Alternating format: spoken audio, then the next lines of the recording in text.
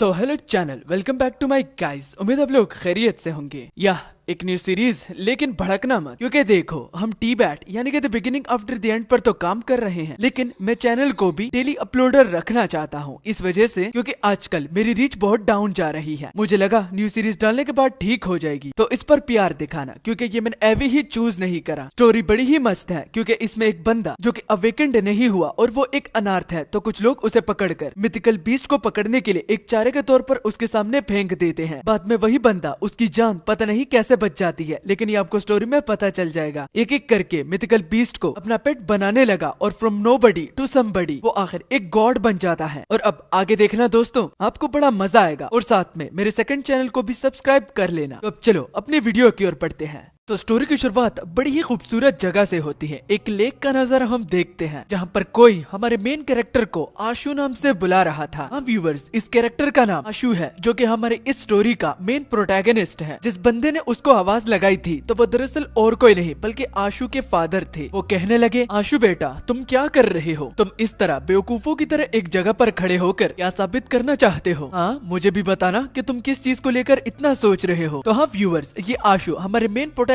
का फादर है, जो कि अपने बेटे के इस तरह एक जगह पर खड़े होने का रीजन पूछ रहे थे। और आशु जो कि बहुत गहरी सोच में था, तो अपनी सोच की दुनिया से निकलने के बाद आशु अपने फादर की ओर देखकर ऐसे रिएक्ट करता है कि जैसे कि वो उसे जानता ही ना हो। जो कि देख उसका फादर बोलने लगा, ओए ऐसा रिएक्शन क्यों दे रहे हो जैसे कि तुम मुझे जानते ही नहीं हो? बेवकूफ लड़के, कल को ये किसी के सामने ना कर देना, वरना नाक कटवा देगा। लोग हम पर हंसने लगेंगे, खास करके तो मुझ पर। मेरा बेटा मुझको ही रिकॉग्नाइज नहीं कर पा रहा। हाँ लेकिन मैं ये नहीं पूछूंगा कि तुम किस चीज को लेकर सोच रहे थे। सोचो जितना भी तुम्हें सोचना है, लेकिन मुझे भूल मत जाइयो। इसके अलावा एडिशनली आशु के फादर आशु से मदद भी चाहते हैं, वो भी इस नेट को बिछाने में, क्योंकि आशु और उसके फादर दोनों मछुआरे हैं। मछलियां पकड़ना और उनको बाजार में बेचना, इसी से ही वो पैसे भी कमाते हैं और जिंदा रहने के लिए सरवाइव भी करते हैं। और आशु के फादर ये भी कहते हैं कि अगर आज किस्मत अच्छी रही, मैं तुम्हें एक अच्छी सी चीज भी दिखाऊंगा, जो कि एक सरप्राइज होने वाला था। ये बोलने के बाद मानो मेन कैरेक्टर की ओर एक हवा का झोंका लगता है, जिसके बाद वो कहने लगा, हाँ जरूर मैं आया फादर, मेरे लिए थोड़ा सा रुक जाइए, लेकिन जरा ये बताइएगा कि वो सरप्राइज क्या होने वाला है। जिसके बाद अगले सीन में हम देखते हैं कि आशु और उसके फादर मछलियां पकड़ना शुरू कर देते हैं। आशु मछलियां पकड़ने में अपने फादर से बहुत कुछ सीख रहा था, लेकिन मछली पकड़ने में तो उसका फादर ही बहुत माहिर है। इसलिए आशु ने जब भी ट्राई की, तो उसे हर बारी केकड़े ही मिलते हैं, क्योंकि आशु को हर बार काटते रहते हैं। मगर सिर्फ आशु फनी नहीं, बल्कि उसका फादर भी होता है। मानो वो एक मछली को जब पकड़ के खाने लगे, तो जल्दबाजी में खाने के बीच में ही वो खांसने लगे। जैसे बाप वैसे बेटा, लेकिन उन दोनों का बॉन्ड बहुत ज्यादा अच्छा है। मछलियों को पकड़ते पकड़ते उन दोनों को टाइम का पता भी नहीं चला, और सुबह से शाम भी हो गई। इसी बीच हमारा मेन प्रोटैगनिस्ट आशु एक मछली को देखता है, जो कि एक रेयर टाइप की मछली थी, और उस मछली का नाम रेड कार्प होता है। इस मौके को आशु गंवाना नहीं चाहता, तो वो नेट के बगैर ही उस मछली पर कूद पड़ता है, वो भी उसको पकड़ने के लिए। मगर जब पानी के अंदर सीन गया, तो आशु को वो मछली कहीं भी नजर नहीं आई, वो अचानक से गायब हो गई थी। हैरानी की बात ये थी कि सिर्फ एक मछली नहीं, बल्कि तालाब पूरा का पूरा खाली हो गया था। एक सिंगल मछली भी आशु को नजर नहीं आ रही थी, जो कि बड़ी अजीब बात है। और सबसे हैरान करने वाली बात ये थी कि जब उसने पानी के अंदर एक डाइव लगाई, तो वो एक जगह पर अटक गया है। वो आगे नहीं जा पा रहा, क्योंकि उसकी बॉडी मानो अकड़ गई है। अकड़ने के बाद उसकी सांसें भी, जिसको उसने होल्ड कर रखा था, तो वो भी धीरे धीरे कम होने लगी, क्योंकि उसे दोबारा सांस लेने के लिए ऊपर जाना पड़ेगा। लेकिन वो किसी रीजन की वजह से एक जगह पर अटक गया है, और वो हिल भी नहीं पा रहा। इतने डेस्परेट सिचुएशन में वो अपने फादर को बुलाता है। उसने जो ही आवाज लगाई, तो एकदम से सीन कट गया, और हम रात के अंधेरे में देखते हैं कि एमसी की आंख खुल जाती है, वो भी अपने डैड को याद करते हुए। पता चला कि एमसी सिर्फ एक ख्वाब देख रहा था, और जो ही वो उठता है, तो उसको बांधा गया था और उसके कपड़े फटे हुए थे। आशु को उठता हुआ देख एक अनजान आवाज उससे कहने लगा, चलो आखिरकार तुम उठ ही गए। तो वो एक बूढ़ा आदमी था, जिसका नाम शाओ है, और उसके साइड में मिस्टर जी हैंग खड़े हुए हैं। तो शाओ हमारे आशु से कहने लगा, हाँ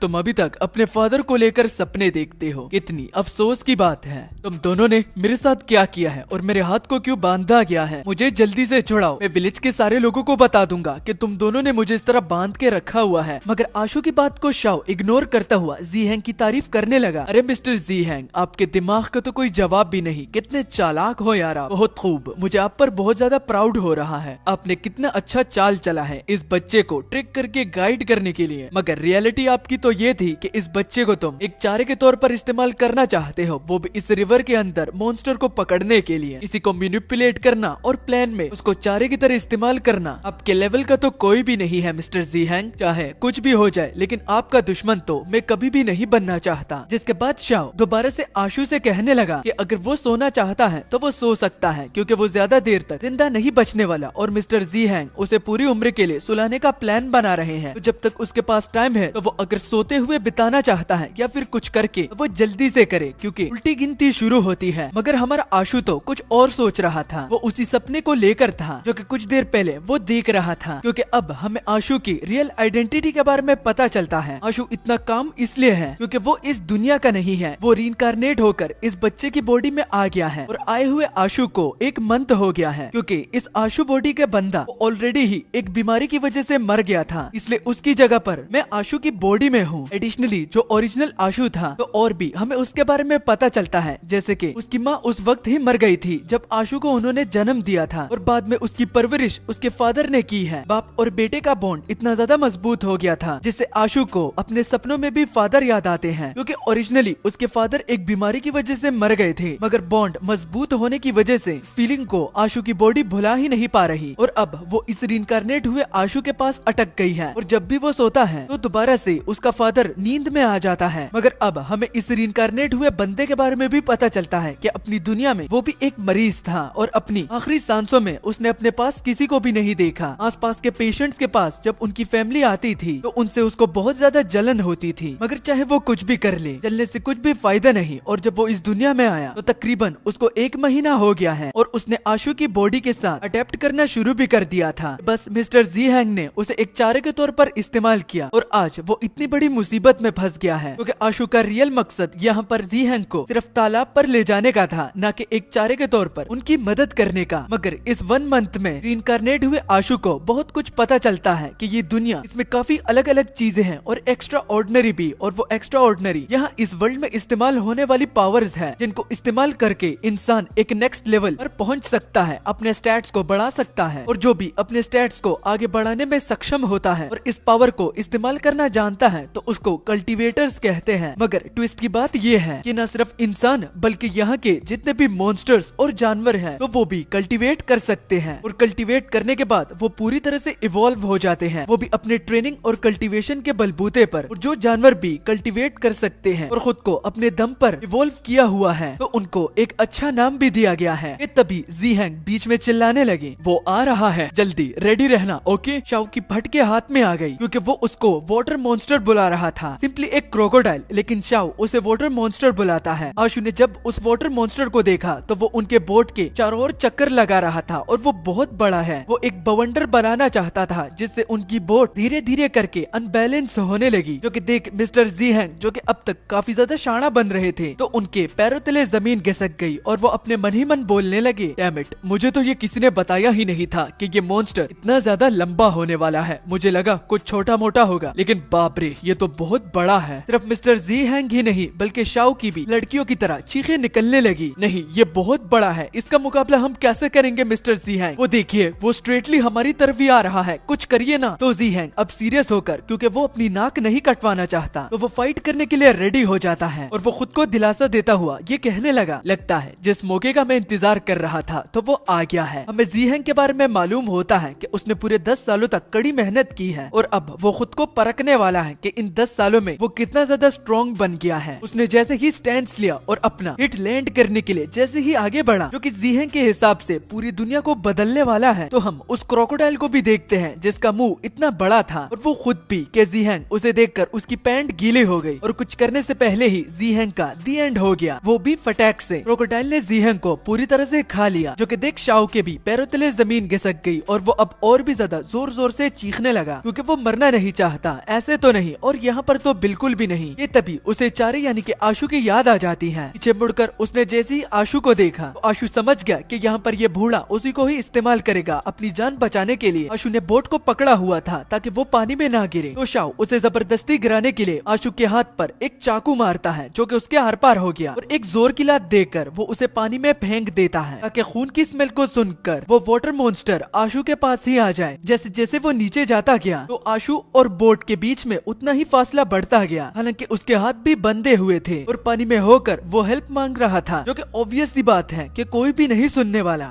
हार कर कि अब कोई उसकी मदद करने के लिए नहीं आएगा, वो खुद की मदद करना शुरू कर देता है। उसने रस्सियों पर बाइट करा ताकि वो खुद को छुड़ा पाए, लेकिन इसमें बहुत ज्यादा टाइम लग रहा था और क्रोकोडाइल ठीक अब आशु के सामने ही है। क्रोकोडाइल को अपने पास आता हुआ देखकर अपने मन ही मन आशु बोलने लगा, अब ये मेरी लिमिट है, इससे ज्यादा मुझसे नहीं हो पाएगा, प्लीज मेरी मदद करने के लिए कोई क्यों नहीं आता। और मौत के कगार पर होने के बाद उसे अपने फादर की बैक फ्लैश आने लगी, जो कि उसे उठा रहे थे। और इस आखिरी वक्त में भी आशु को अपना फादर ही याद आ रहा था और आशु अपने फादर का चेहरा देखकर सोचने लगा कि अगर आज वो जिंदा होते तो क्या सब कुछ चेंज होता, इस तरह मेरे साथ ना होता और कितनी अच्छी और सिंपल जिंदगी वो दोनों गुजार पाते। धीरे धीरे करके आशु ने अपना हाथ भी बढ़ाया, मगर जब उसने एक हाथ को पकड़ा तो अपने होश में आने के बाद वो देखता है कि वो एक लॉग को पकड़ लेता है, जो कि वही लॉग था जिस पर उसने और अपने फादर ने अपने चेहरे एक साथ बनाए हुए थे। अब ये वहाँ पर कैसे आया ये ऑथर ने नहीं बताया, मगर ट्विस्ट काफी अच्छा था, इसको माइंड नहीं करेंगे। अब आशु उस लॉग की मदद से पानी के बाहर भी आ गया था और वो रियलाइज करता है कि ये तो उसकी फादर की बोट है, मगर अब भी खतरा पूरी तरह से ढला नहीं और दोबारा से वो क्रोकोडाइल आशु को पानी में खींच लेता है। लेकिन खैर किसी तरह से उसे सांस लेने का मौका तो मिला, क्योंकि वो तो बस बेहोश होने ही वाला था। और अब हम उस मॉन्स्टर को भी काफी क्लियरली देखते हैं, जो कि क्रोकोडाइल कम लेकिन ड्रैगन ज्यादा लग रहा है। अपने मुंह में आशु का पैर उसने चबाए रखा हुआ था और उसे नीचे ही घसीट रहा था और वो क्रोकोडाइल आशु को खींचता गया और खींचता गया, बहुत गहराइयों तक वो आशु को ले जाता है। और अब जीने की इच्छा आशु को नहीं थी और वो कहने लगा, मुझसे जो भी हो पाया मैंने वो करा, मैंने सब कुछ करा फादर, सरवाइव करने के लिए मैंने सब कुछ किया है, मुझे माफ करिएगा। अगर आप होते तो इस पैथेटिक तरीके में मरना आप कभी भी एक्सेप्ट नहीं करते, आई एम सॉरी। जो ही उसकी बात खत्म हुई तो क्रोकोडाइल उसे नीचे ग्राउंड के डेप्थ पर ले आता है और उसे खाने से पहले अब वो उसके साथ खेलेगा, जैसे कि हर एक प्रेडेटर करता है। जो ही आशु पानी में खड़ा हुआ तो वो क्रोकोडाइल एकदम से मुड़कर दोबारा अटैक करने लगा और अटैक को आता हुआ देखकर आशु ने अपनी आंखें बंद कर ली। अभी हम देखते हैं कि वाटर के अंदर एक ताबूत पड़ा होता है, जो कि ठीक आशु के सिर पर अपीयर होता है। उससे कुछ चैंटिंग के सिंबल्स निकल रहे थे, जो कि आशु को घेरे हुए थे और एकदम से सिस्टम ओपन होता है, जो कि हमें बताता है कि वाटर कल्टीवेशन वो एक्टिव हो गई है। वाटर स्पिरिट को सिस्टम ने डिटेक्ट कर लिया है, स्किल्स भी अनलॉक हो चुकी है और वो स्किल्स वाटर कंट्रोल की थी। मतलब कि अब आशु के पास भी एक वाटर टाइप एबिलिटी है, जिससे वो वाटर को पूरी तरह से कंट्रोल कर सकता है।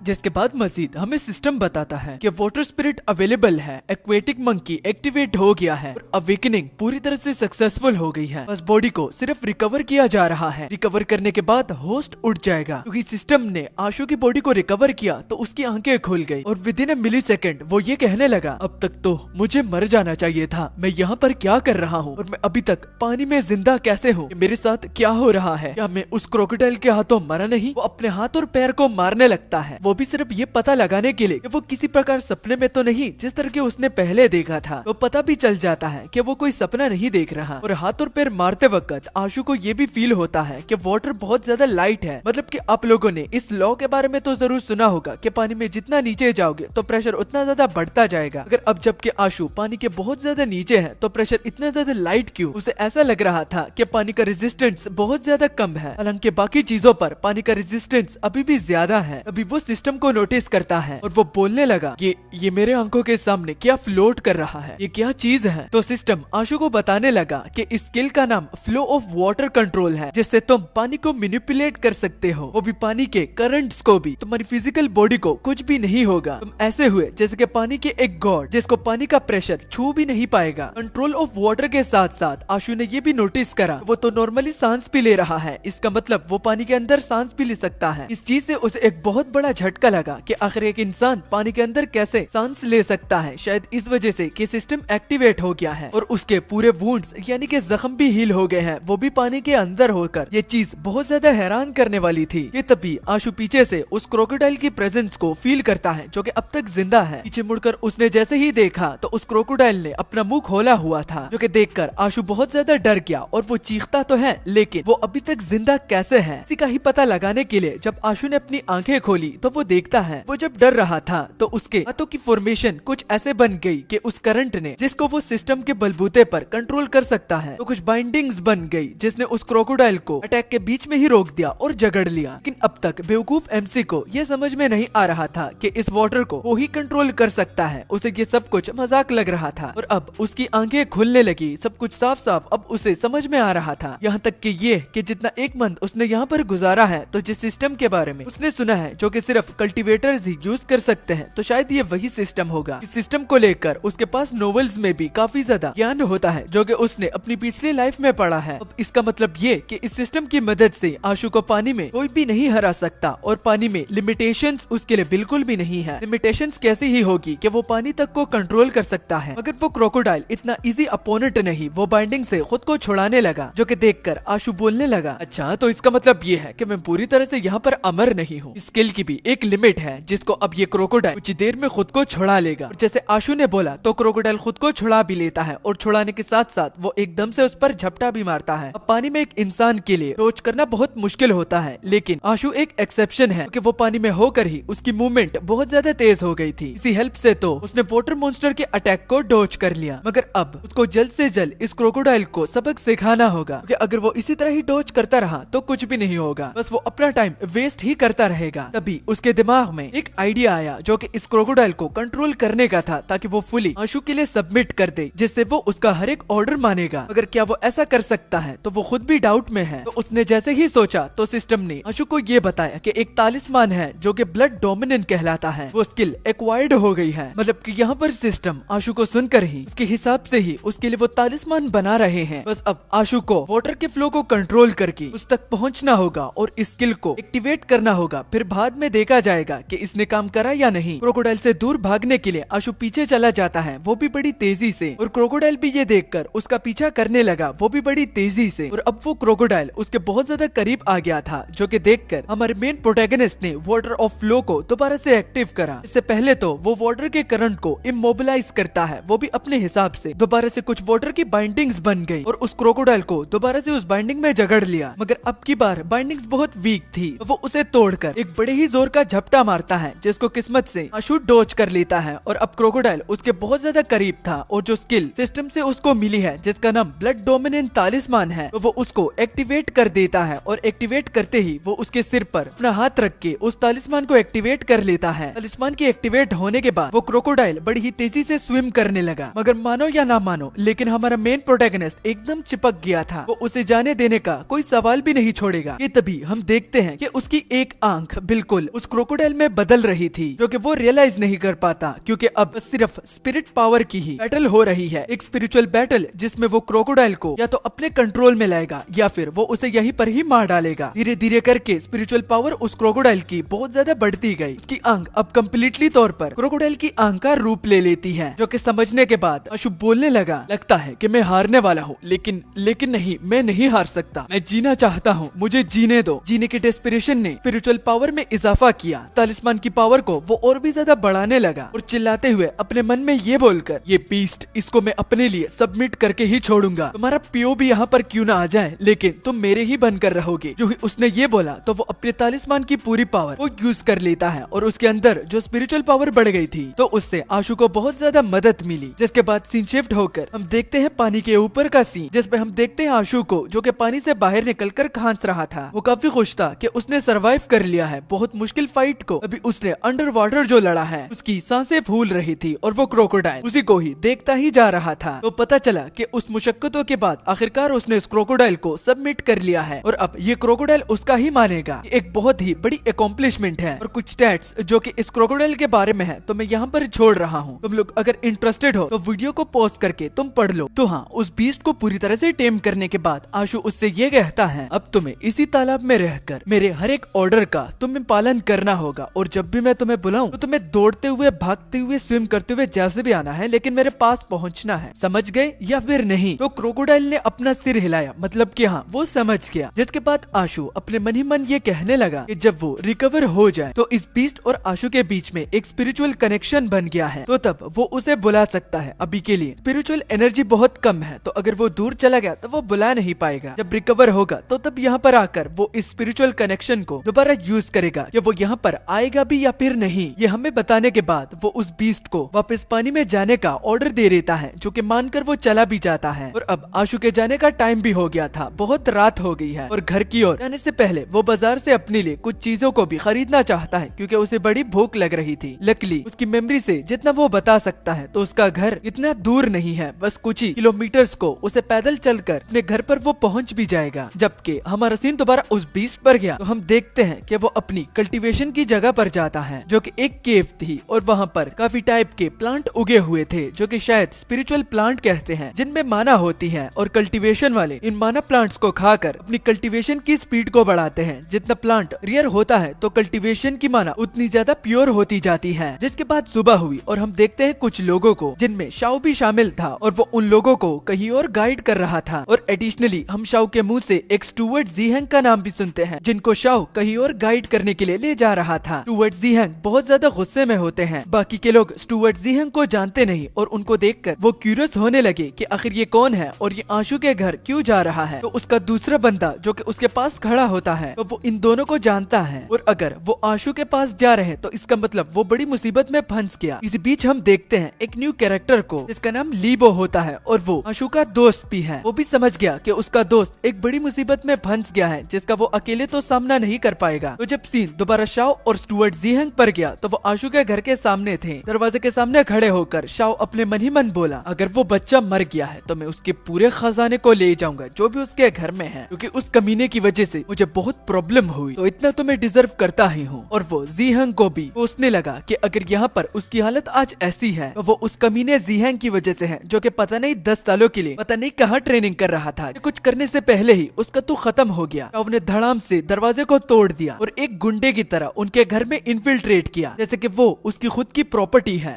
दरवाजे को तोड़ने के बाद शाओ को एक सरप्राइज मिला कि वहाँ पर तो आशु अब तक बैठा हुआ है और वो सही सलामत और जिंदा है। ये देखकर उसने उंगली उठा के बोला, तुम मरे क्यों नहीं, तुम जिंदा कैसे हो? तुमको तो उस बीस्ट ने अब तक खा लिया होता, मैंने तुम्हें खुद फेंका था, तुम आखिर कैसे जिंदा हो? तो पीछे स्टुअर्ट जीहेंग इस बात को सुन लेते हैं, लेकिन वो पूरा नहीं सुनते। जस्ट इतना कि मरने मारने की बात हो रही थी और स्टुअर्ट जीहेंग इन सारे मरने वाली बातों को उसकी बेवकूफी बताता है, क्योंकि वो धीरे धीरे करके बहुत बूढ़ा होता जा रहा है। और बुढ़ापे में खैर इस तरह होता रहता है, बूढ़े लोगों को चीजों को क्लियरिफाई नहीं करना होता, इस वजह से तो वो कुछ भी इल्जाम लोगों पर डाल देता है। तो इस चीज को शाओ का बुढ़ापा समझकर स्टुअर्ट जीहेंग इस बात को इग्नोर करते हैं। मगर अगर शाओ की बात की जाए तो उसकी तो हवा ही टाइट हो गई थी। बस उसका सच स्टुअर्ट जीहेंग को पता लगने ही वाला था, जिसके बाद शाओ स्टुअर्ट जीहेंग की बात के साथ एग्रीड होता हुआ बोलने लगा, आपने एकदम सही कहा स्टुअर्ट जीहेंग, मैं बूढ़ा होता जा रहा हूँ, लेकिन ये बंदा वही है, इसका नाम आशु है और इसी के पास ही मैं आपको लेकर आने वाला था, लेकिन मुझे ये खुद पता नहीं था कि ये यहाँ पर घर पर मौजूद भी होगा। आशु का वर्ड सुनकर स्टुअर्ट जीहेंग बहुत ज्यादा गुस्सा हुए। वो गुस्से में कहने लगे, अच्छा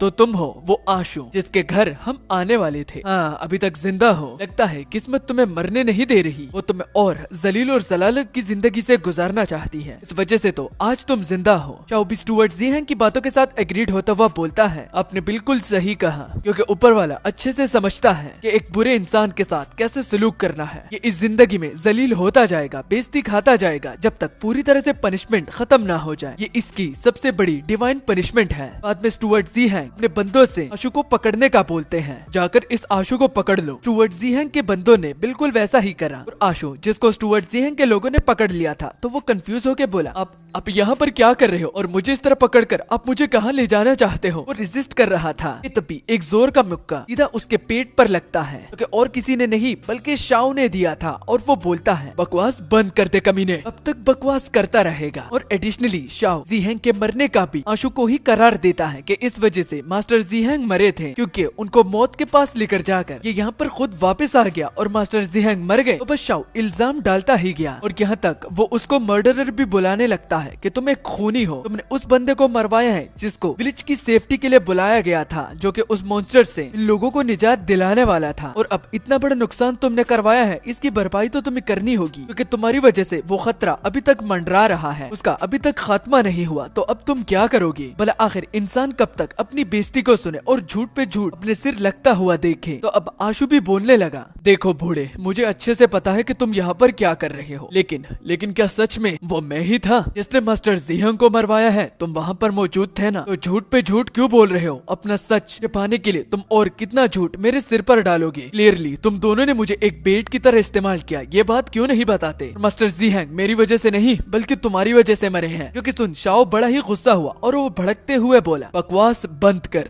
तुम कुत्तों की औकात नहीं होती। या तुम्हें समझ में आ रहा है कि खूनी होकर एक तो तुमने बंदे को भी मरवाया है और इतनी सीना जोरी, तुम आखिर क्या साबित करना चाहते हो? तुम्हारे ये जो मुंह कैंची की तरह चल रहा है ना, ये तुम्हें और भी ज्यादा पनिशमेंट दिलवाएगा, डिवाइन भी और हमसे भी। क्योंकि तुम कोई इंसान नहीं बल्कि एक इंसान के रूप में एक मॉन्स्टर हो, एक मॉन्स्टर हो जो कि लोगों को मरवाता है। मॉन्स्टर का वर्ड सुनकर एक बैक फ्लैश में हम देखते हैं कि जीहन जब वो अपनी पास्ट लाइफ में था तो वो वहाँ पर अकेला था, जिसको ऑर्फन कहते हैं। कोई माँ बाप नहीं थे और वो यतीम था, और विदाउट एनी रीजन माँ बाप न होने की वजह से लोग उसे ऐसा ट्रीट करते थे जैसे कि वो कोई फ्रीक या मॉन्स्टर हो। तब लोग उससे दूर ही रहा करते थे, जैसे कि आशु उन लोगों के लिए एक घिनौना दरिंदा था। मगर अपना डिस्टेंस रखते हुए उन्होंने कोई कसर नहीं छोड़ी। उन्होंने आशु को एक मॉन्स्टर तक बुलाया, उसका मजाक उड़ाया कि उसके पेरेंट्स नहीं है और वो अकेला है। यहाँ तक कि ये कि जब भी कोई स्कूल में कुछ चोरी हो जाता तो सब लोग आशु पर ही उंगली उठाते, वो भी सिर्फ इस वजह से कि उसको परवरिश देने वाला और कोई भी नहीं था। तो ये चीज लॉजिक तो नहीं बनाती, लेकिन लोग इसके साथ घुल मिलते गए। कुछ लोग तो उसे हॉलवे में भी तंग करते थे और उस पर हंसते भी थे, और कुछ तो कूल बनने के लिए भी उसका मजाक उड़ाते थे विदाउट ये कंसिडरेशन लेने में कि उसको क्या फील हो रहा होगा। विदाउट इतना हेट उसको आखिर क्यों मिल रहा है कि एक दिन आशु ने सब कुछ एक्सेप्ट कर लिया। जो वो उसे बुलाते थे तो वही अब वो बनने लगा, क्योंकि एक दिन एक मोटा सा स्टूडेंट उसका मजाक उड़ा रहा था। आशु ने उसकी ओर जस्ट देखा और वो उसे मॉन्स्टर बुलाने लगा कि देखो देखो मॉन्स्टर कैसे मुझे देख रहा है, और वो उसे चैलेंज भी करता है, ओए मॉन्स्टर, अगर तुम में इतनी हिम्मत है तो तुम मुझे हिट क्यों नहीं करते? आओ मारो,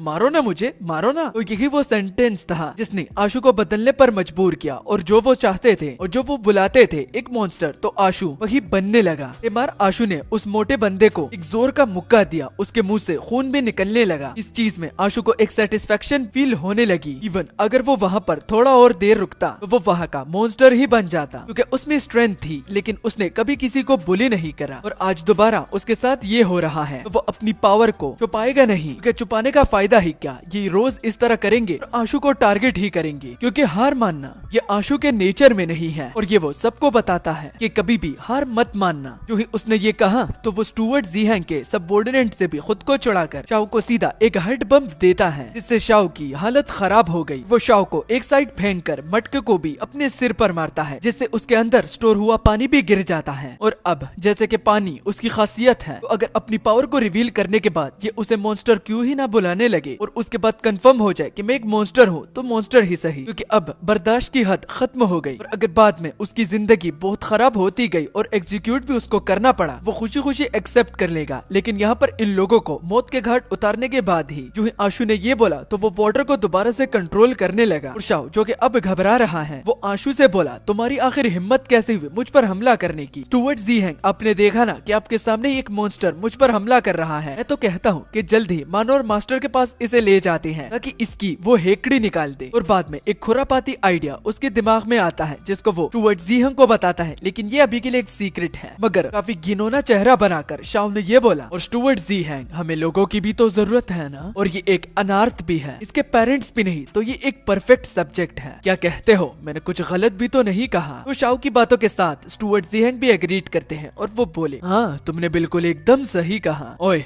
अब सुनो आशु, मैं तुम्हें यहाँ पर अडॉप्ट कर रहा हूँ एक सन के तौर पर, तुम्हें मेरे साथ चलना होगा, तुम्हारी जिंदगी में पूरी तरह से बदल दूंगा, और अगर तुम इसको मानते नहीं तो मैं तुम्हारे पैर यहाँ पर तोड़ दूंगा, ताकि तुम अपना काम खुद ना कर सको और तुम्हें जलालत की जिंदगी जीना पड़े। सारे कमोशंस को बाहर लोग भी देख रहे थे, ये उनके लिए पहला टाइम नहीं था कि वो किसी को अडॉप्ट होता हुआ देख रहे हैं, वो भी जीहंग क्लैन के लिए। और इस तरह विलेज में काफी ज्यादा लोग गायब होने लगे, किसी को कुछ भी नहीं पता, लेकिन शक ज़ीहैंग क्लैन के पास जाता है। वो लोगों को अडॉप्ट करके उसे अपने पास ले जाते हैं और बाद में उनका पता भी नहीं चलता। और लेटली ज़ीहैंग क्लैन ने बहुत सारे लोगों को अडॉप्ट भी कर लिया है, जो कि सामने खड़े विलेजर्स के साथ साथ बाकी विलेजेस के लोगों के लिए भी बहुत ज्यादा स्ट्रेंज है और अजीब। तभी एक न्यू कैरेक्टर की एंट्री होती है जो कि बहुत ज्यादा गुस्से में था और वो बोला, कौन है वो गुस्ताख जिसने आशु पर हाथ डालने की कोशिश करी, सामने आओ। तो वो विलेज का चीफ होता है जिसको लीबो ने बुलाया होता है, क्योंकि उसे पता था कि इस मामले में वो अकेला कुछ भी नहीं कर पाएगा। विलेज चीफ आते हुए वो बोला, तुम लोग सरेआम इस तरह बदमाशी क्यों कर रहे हो, क्या तुम भूल गए हो ये विलेज चीफ अब तक जिंदा है। टुवर्ड्स ज़ीहैंग विलेज चीफ को देखने के बाद उसे बूढ़ा बुलाने लगा। ओए बेवकूफ बूढ़े,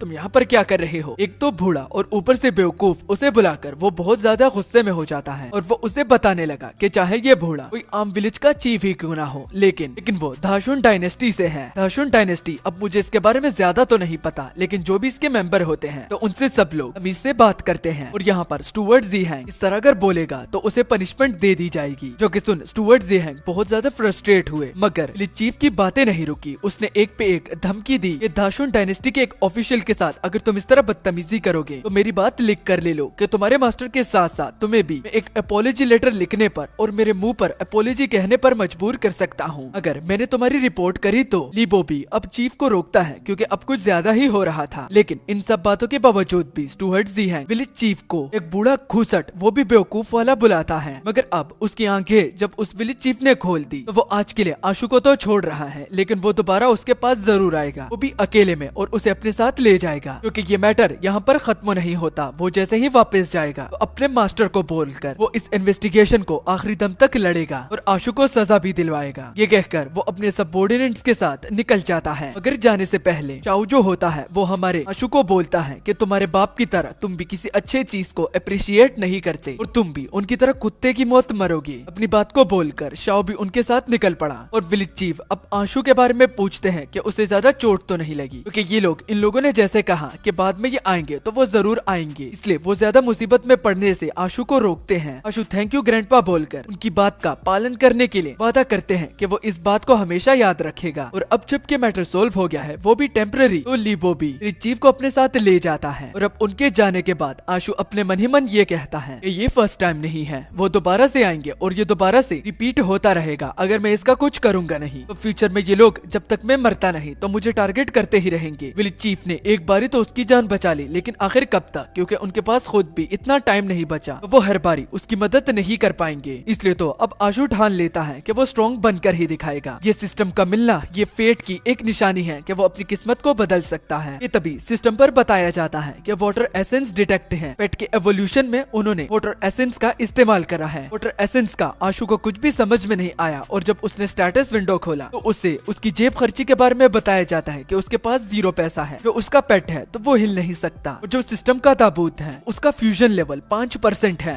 जिसके बाद अगले सीन में हम देखते हैं कि आशु उस लेक के किनारे पर आ गया था और जैसे कि स्टैट से उसे पता चल चुका था कि उसके पास किस किस चीज की कमी है, तो उन सबको वो ठीक करना चाहता है, क्योंकि जब तक वो ठीक नहीं होंगी वो ग्रो नहीं कर पाएगा और फ्यूचर में तब तक लोग उसे टारगेट ही करते रहेंगे। आज सही तो सही फेट ने उसे मौका दिया है, अगर वो इस मौके का फायदा नहीं उठाएगा तो फिर वो कभी भी अपने पास्ट की तरह यहाँ इस फ्यूचर के लोगों को भी फेस नहीं कर पाएगा और वो रुकेंगे भी नहीं, क्योंकि इंसान की ये फितरत है कि जिस चीज में उसे मजा आता है और अगर कोई उसे तकलीफ में भी हो लेकिन वो रुकेगा नहीं, वो अपनी लज्जत को पूरा करने के लिए लिमिट्स को क्रॉस करता ही जाएगा। अब आशु उस क्रोकोडाइल को बुलाने लगता है, जैसे कि सिस्टम ने उसे बताया था कि वो कहीं से भी उसको बुला सकता है, लेकिन इसके लिए उसके पास स्पिरिचुअल एनर्जी होनी चाहिए, क्योंकि रेस्ट करने के बाद इतनी तो आ गई है कि वो उस क्रोकोडाइल को समन कर सकता है। जो ही उसने स्पिरिचुअल एनर्जी का इस्तेमाल किया वो भी क्रोकोडाइल को समन करने के लिए, तो अगले ही पल पानी में हलचल होने लगी और धीरे धीरे करके वो क्रोकोडाइल ऊपर आता गया और एक लंबी फ्लाइट के साथ वो उस पानी से बाहर आ जाता है। लेकिन सरप्राइज की बात ये पता चलती है कि वो क्रोकोडाइल साइज में बहुत ज्यादा छोटा हो गया है, जो कि देखकर आशु को भी बहुत ज्यादा हैरानी हुई और वो बोलने लगा, अरे मेरा वो बड़ा सा क्रोकोडाइल कहाँ गया, ये पित्तू सा यहाँ पर क्या कर रहा है, कौन है बे तू, जा चिलकुट वापस पानी में जा, वरना तो मगरमच्छ के बजाय लोग तुम्हें मेंढक समझने लगेंगे। तो सिस्टम आशु की इंफॉर्मेशन के लिए एक मैसेज देता है कि अपनी एनर्जी को ज्यादा वेस्ट होने से अच्छा बीस्ट अगर इस फॉर्म में हो तो वो ज्यादातर अपनी स्पिरिचुअल एनर्जी को अपने अंदर काफी टाइम तक समा रख सकते हैं, जो कि अच्छा भी है, वरना तो बहुत ज्यादा और हर रोज कल्टीवेट करने की जरूरत भी होगी। और जितना वो साइज में खुद को छोटा करता जाएगा तो उतनी ही पावर कंजम्पशन कम होगी, जिससे ना तो आशु को भी कोई प्रॉब्लम होगी और ना ही उसकी स्पिरिचुअल एनर्जी सिस्टम उसके पेट के लिए इस्तेमाल इस्तेमाल करेगा। सिस्टम की इस एबिलिटी से आशु बहुत ज्यादा इम्प्रेस हुआ। वो पहले से ही जानता है कि ये सिस्टम कितना ज्यादा अमेजिंग है, लेकिन इस वाले फीचर को देखने के बाद वो और भी ज्यादा इम्प्रेस हो गया और वो कहने लगा मानना पड़ेगा सिस्टम बड़ा ही तगड़ा हाथों लगा है। और अब आशु अपने पेट से पूछने लगा कि अगर उसको वो वाटर एसेंस कहाँ से मिले, क्या वो उसके बारे में अपने मास्टर को बता सकता है, या फिर अगर वो बोल नहीं सकता तो क्या वो उस जगह तक अपने मास्टर को गाइड कर सकता है। तो जो आशु ने अपनी बात खत्म की तो वो क्रोकोडाइल पानी में छलांग मार देता है। पित्तू से क्रोकोडाइल का पीछा करते करते आशु पानी के अंदर बहुत दूर तक चला जाता है, इतना दूर कि उसे एक गुफा दिखती है जिसके बारे में किसी को भी पता नहीं है, और वो भी इसलिए क्योंकि ये अंडरग्राउंड वाटर केव है। इस वजह से तो इंसानों की क्यूरियोसिटी यहाँ तक नहीं पहुंची, वरना वो इस जगह को भी बिगाड़ देते। जो ही उसने वाइन्स हटाई तो वो बहुत ज्यादा इम्प्रेस हुआ, क्योंकि आगे जिन स्पिरिचुअल प्लांट्स को वो देखता है तो वो माना से भरे हुए थे, और इतने कि अगर आशु उनको गिनता तो रात से सुबह भी हो जाती। उनमें से कुछ तो लेजेंडरी स्पिरिट प्लांट भी होते हैं जिनके बारे में सिर्फ आशु ने सुना है और न ही अपने आंखों से कभी देखा था, और आज अपने पेट की मदद से वो स्पिरिट प्लांट को देख पा रहा है। इसके बाद आशु एक स्पिरिट प्लांट को टच करता है तो सिस्टम एकदम से एक्टिवेट हो गया, और इस लेजेंडरी स्पिरिट प्लांट के बारे में उसे बताने लगा कि इस स्पिरिट प्लांट में वाटर एसेंस है जिसको सिस्टम ने डिटेक्ट कर दिया है। अगर होस्ट इसे चुनता है एब्जॉर्ब करने के लिए तो सिस्टम इसके साथ ग्रो होता जाएगा। और अब हमें आशु स्पिरिट प्लांट्स के बारे में बताता है। ये दुनिया में इन प्लांट्स के अलावा बाकी बहुत सारी ऐसी चीजें हैं जिन्होंने स्पिरिट्स और माना को खुद ब खुद एब्जॉर्ब कर लिया है, और उन सब में एक से बढ़कर एक अपनी एक्स्ट्रा ऑर्डिनरी एनर्जी होती है। उन्हीं का एग्जाम्पल ये प्लांट्स हैं जिन पर एक स्पेशल इफेक्ट लगा हुआ है। ये बाकी पौधों से इसलिए अलग है क्योंकि इसमें स्पिरिट और माना है, और इंसान तब से इन्हें स्पिरिट और माना प्लांट्स बुलाने लगे। और एडिशनली हमें आशु जीहेंग फैमिली के रेजिडेंट्स के बारे में भी बताता है जिनमें उनका मास्टर जाओ जीहेंग होता है। तो उनकी रेजिडेंट्स के यहाँ से ये भी पता चला है कि वहाँ पर एक फ्रोजन पॉन्ड है जिनमें काफी ज्यादा स्पिरिट प्लांट पाए जाते हैं, लेकिन प्रॉब्लम सिर्फ ये है कि वो उस पॉन्ड के तह में जाकर मिलते हैं और कोई भी एरा गैरा उसे एक्सप्लोर नहीं कर सकता। उसी पॉन्ड का लालच देकर जीहेंग फैमिली का मानोर जिसका नाम जाओ होता है, तो वो दुनिया के हर एक हिस्से से कल्टीवेटर को इसी का लालच देकर कि वो इन वाइल्स और वेन्स को अपनी कल्टीवेशन बढ़ाने के लिए इस्तेमाल कर सकता है। तो करते करते वो उन्हें अपने फॉलोवर्स बना लेते हैं, और अगर बहुत सारे कल्टीवेटर्स जाओ फैमिली को ज्वाइन करेंगे तो ऑब्वियस सी बात है कि जीहेंग फैमिली बहुत ज्यादा पावरफुल बन जाएगी। और अब बात आती है आशु पर, जो कि ये चेक करना चाहता था कि इस स्पिरिट प्लांट को खाने के बाद उसे कितना ज्यादा वाटर एसेंस मिलेगा, लेकिन एक एक इस तरह खाते खाते और खुद तोड़ते तोड़ते बहुत ज्यादा टाइम लग जाएगा। वो अपने पेट की मदद लेता है, लेकिन जहाँ तक उसके पेट की बात है तो वो तो पेट भरकर सो रहा था और बहुत आलसी भी था, जो कि देख आशु समझ गया कि अब यहाँ पर उसका पेट किसी काम का नहीं, उसे खुद मेहनत करनी पड़ेगी। तो ये देखकर वो इस बात को नजरअंदाज कर देता है, क्योंकि आज अगर उसका पेट ना होता तो इन प्लांट्स के बारे में उसे कभी भी पता ना चलता। और स्पिरिट प्लांट को तोड़ने के बाद वो जब ऊपर आए तो उसके पास बहुत सारे स्पिरिट प्लांट थे। ऑब्वियस सी बात है कि आशु एक इंसान है, उसे ऊपर आना ही होगा क्योंकि उसकी जो एबिलिटी है तो वो लिमिटेड है। हालांकि वो पानी में सांस तो ले सकता है, लेकिन हवा उसके लिए बहुत ज्यादा जरूरी है। स्पिरिट प्लांट को एक जगह पर रखकर अब उनके पास आशु बैठ जाता है, तो शुक्रिया कहकर वो उन प्लांट्स को खाने लगा। जैसे ही उसने एक बाइट करी तो सिस्टम ने ये डिटेक्ट कर लिया कि इस प्लांट में वाटर एसेंस है। इसे अगर होस्ट खाएगा तो उनके और उस सिस्टम के बीच में जितना भी फ्यूजन है तो वो और भी ज्यादा ग्रो और स्ट्रॉन्ग होता जाएगा, और बाद में इन वाटर एसेंस से वो अपने पेट को इवॉल्व भी कर सकता है। अच्छा व्यूवर्स, आपने ये बात तो सुनी होगी ये मेडिसिन कितनी कड़वी होती है। बहुत सारी ऐसी मेडिसिन होती है जो कि आपके सेहत को तो ठीक करती है, मगर खाने में वो बहुत ज्यादा कड़वी होती है। तो आशु को भी यही लग रहा था कि ये बहुत ज्यादा कड़वा टेस्ट करेगा, क्योंकि ज्यादातर कड़वी चीज ही होती है जो कि बॉडी को प्यूरिफाई और सेहत देने के लिए इस्तेमाल होती है। लेकिन खाने पर आशु का वो सारा का सारा शक ही दूर हो गया, क्योंकि ये स्पिरिट प्लांट बहुत ही ज्यादा स्वादिष्ट थे और वो उनको दबा दबा कर खाने लगा और अपने वाटर एसेंस और फ्यूजन को और भी ज्यादा स्ट्रॉन्ग करता गया। और खाते खाते वो इतना ज्यादा वाटर एसेंस को कलेक्ट कर लेता है कि उसका अब पेट फूलने लगा। ऐसा लग रहा था कि वो कुछ सेकंड्स में ही फट जाएगा। सिस्टम उसके स्पिरिट प्लांट को खाने के बाद एक मैसेज देता है जिसको अगर मैं एक्सप्लेन करूंगा तो टाइम लग जाएगा, इसलिए वीडियो को पॉज करके चाहते हो तो पढ़ लो। सिंपल वर्ड्स में अगर आपको समझाऊं, अगर वीडियो को पॉज करने के बाद भी समझ में नहीं आ रहा तो अब उसके पास इतना ज्यादा वाटर एसेंस आ गया है कि सिस्टम बता रहा है कि वो किन किन चीजों को अपग्रेड कर सकता है। सबसे पहले अगर वो देखे तो फ्यूजन और एक्वेटिक स्पिरिट और साथ में एक्वेटिक बीस्ट, ये तीनों एक ऐसी चीजें हैं जो कि अभी के लिए जरूरी नहीं है, इसलिए वो सबसे पहले खुद पर ही फोकस करेगा और उस एसेंस को खुद को स्ट्रॉन्ग करने के लिए ही इस्तेमाल करेगा। जो ही उसने इंक्रीज का बटन दबाया वो भी सिस्टम पर जो उसे मिला था, तो उसकी बॉडी से वाटर मंकी की ऑरा निकलने लगती है जो कि बहुत ज्यादा इमेंस थी। और आशु बस फील करके ये बता सकता था कि इस फीलिंग से वो इतना तो बता सकता है कि उसकी बॉडी बहुत रैपिडली ग्रो कर रही है। और इतनी पावर होने के बाद आशु बहुत ज्यादा कॉन्फिडेंट होता है और वो ये कहने लगा कि अगर इतनी पावर अब मुझ में आ गई है तो अगर वो कल को मुझे टारगेट करते हैं तो उनका मैं कचूमर बना दूंगा। बस अगर उस दिन उसके पास इतनी पावर होती तो वो उस मैटर को वही का वही सॉल्व कर देता और किसी को बीच में आने का आशु कभी मौका ही नहीं देता, क्योंकि आशु उनका टारगेट है और अगर टारगेट की कोई हेल्प करेगा तो एनिमीज एनिमीज उसको भी टारगेट करने लगेंगे और उनका जीना भी हराम कर देंगे, जो कि आशु बिल्कुल भी नहीं चाहता कि उसकी वजह से बाकी लोगों की जिंदगी खराब हो जाए। एक्वेटिक स्पिरिट से न सिर्फ उसे पावर मिली बल्कि उसका जो वेट था तो वो भी बढ़ने लगता है क्योंकि मसल्स ग्रो हो रहे थे। और अब आज से लेकर उस दिन तक जब तक वो लोग उसे खुद से टारगेट ना करे तो उसे एनर्जी कलेक्ट करनी होगी, चाहे इसमें साथ आशु के पास कितना भी टाइम क्यों ना हो। और आज के लिए उसने कुछ ज्यादा ही एब्जॉर्ब कर लिया और इससे ज्यादा वो नहीं कर सकता, और अगर करेगा तो खुद को ही नुकसान पहुंचाएगा। क्योंकि वो बात आपने तो सुनी होगी कि अगर आप हद से ज्यादा खा भी लेते हो तो वो भी आपके लिए अच्छा नहीं पड़ता। अभी के लिए वो खुद को स्ट्रॉन्ग तो नहीं कर सकता। तो उसी बीच उसके दिमाग में फ्यूचर और फाइनेंशियल कंडीशन को लेकर बहुत सारी बातें आई, क्योंकि उसकी फाइनेंशियल कंडीशन बिल्कुल भी अच्छी नहीं है, क्योंकि उसके फादर अब नहीं रहे और रहने का खर्चा उसे अकेले ही उठाना पड़ेगा, जिसमें उसका बहुत वक्त लग सकता है। लेकिन क्या करे, आशु के लिए ये करना ही होगा अगर उसे जिंदा रहना है। और ऑटम भी बहुत ज्यादा नजदीक है। उस मौसम में क्रोकोडाइल्स और भी ज्यादा लेजी हो जाते हैं बिकॉज उनका ब्लड फ्लो कम हो जाता है और वो हाइबरनेशन में चले जाते हैं। तो वो अपने फाइनेंस के लिए अपने छोटे दोस्त की मदद तो ऑटम में बिल्कुल नहीं ले सकता। जो ही आशु ने ये बात की तो उसके पैरों के साथ एक मछली जाकर गिरती है, जो कि और किसी ने नहीं बल्कि क्रोकोडाइल ने ही फेंक की थी, क्योंकि वो उठकर उसके लिए एक मछली लाया है जिसने आशु का वो पूरा मसला ही सॉर्ट आउट कर दिया। क्योंकि अब तक आशु को यही दिक्कत हो रही थी कि वो पैसे कैसे कलेक्ट करेगा, और अपने छोटे से क्रोको के बारे में इतना ज्यादा बुरा बोलकर वो बहुत ज्यादा लेजी है तो वो अपनी सारी बातों को वापस ले लेता है। और वो हंसते हुए अपने क्रोको की ओर देखकर बोला, तो तुम पूरी तरह से लेजी नहीं हो, ये मैं जानकर बड़ा ही खुश हुआ। जब तक तुमसे मदद मिलेगी तो मैं कभी भी भूखा नहीं सोऊंगा, और ये जो कुछ वक्त की गरीबी है तो उसी तरह ही मछली को मार्केट में बेच बेच कर वो उसका हल निकाल सकता है। जिसके बाद सुबह का सीन हुआ, हम देखते हैं कि आशु मार्केट में होता है और वो बहुत ज्यादा खुश भी होता है क्योंकि कल की मछली को बेचने के बाद उसको काफी ज्यादा अच्छा मुनाफा हुआ है। हालांकि ये इतना ज्यादा नहीं है, लेकिन फिर भी उसे सिर्फ गुजारा करना है ताकि वो सड़क पर भीख मांगने पर मजबूर ना हो। इसलिए आशु हमें ये भी बताता है कि यहाँ के जितने भी मर्चेंट्स हैं वो बड़े ही सीधे साधे हैं, उनको बहुत जल्दी मैनिपुलेट कर सकते हो। हालांकि उनके प्रीवियस लाइफ में जितने भी मर्चेंट्स थे तो वो तो टैक्स की वजह से अच्छे दाम में कोई भी चीज नहीं लेते और ना ही देते हैं। तो अपनी पिछली लाइफ की बार्गेनिंग स्किल को वो यहाँ पर इस्तेमाल करता है और बहुत सारे मर्चेंट्स को वो चूना लगा देता है। लेकिन अब बाजार के बीच में आशु अपने मन ही मन बोलने लगा कि वाटर एसेंस का मसला खत्म करने के बाद अब जबकि उसमें इतनी पावर आ चुकी है कि वो उस मसले को खत्म कर सकता है तो मौके पे चौके का इंतजार करना होगा, क्योंकि वो खुद से कोई भी स्टेप नहीं लेने वाला। क्योंकि विलेज चीफ की बात उसे अब तक याद थी, शैतान का नाम लिया तो शैतान हाजिर, क्योंकि वहाँ पर शाओ आ जाता है जो कि आशु को देखकर पीछे से आवाज लगाता है। वो कुछ दिनों के मिसअंडरस्टैंडिंग के लिए उससे माफी मांगता है क्योंकि उसकी हालत खुद भी खराब और वो पुरानी बातों को भूलकर नई दोस्ती का आगाज भी करना चाहता है। और बाजार में मिलने का उन दोनों का एक इत्तेफाक नहीं है बल्कि वो उसे ढूंढ रहा था, वो भी उससे माफी मांगने के लिए। तो इसको वो कोइंसिडेंस तो बिल्कुल भी ना समझे। और एडिशनली शाओ उसे अपनी बोट पर भी बुलाता है जहाँ पर उसने खाना पकाया है, वो एक साथ मिलकर खा भी सकते हैं ताकि दोनों का बॉन्ड स्ट्रॉन्ग हो जाए और वो पुरानी बातों को भूलने में उन दोनों की मदद करे। और वो इस चीज के लिए टेंशन लेने से तो मना करता है कि वहाँ पर कुछ और लोग भी होंगे, क्योंकि बस वही और शाओ ही होंगे। जो कि सुन हमारा मेन प्रोटैगनिस्ट अपने मन ही मन बोला, हम दोनों,